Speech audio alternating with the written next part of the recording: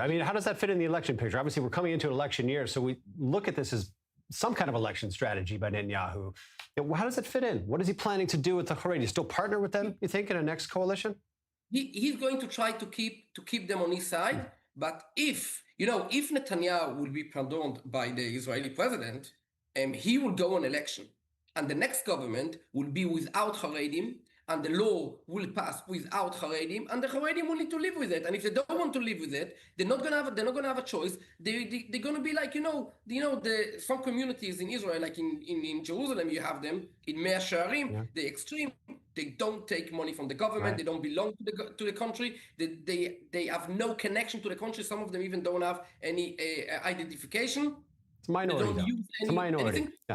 Yeah, and the majority of the Haredim will be like the minority. They do not. Basically, we're going to go on election.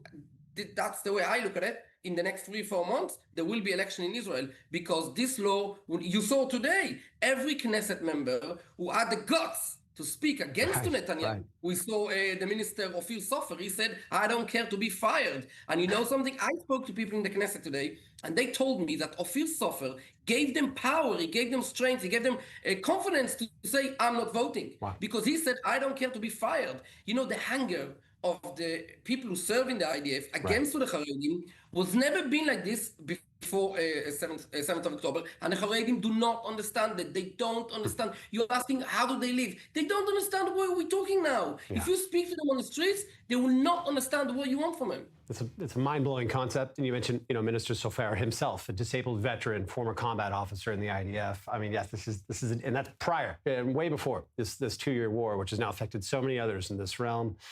Yanki, I appreciate your clarity on the issue and your take. Thanks for joining us on this. We'll be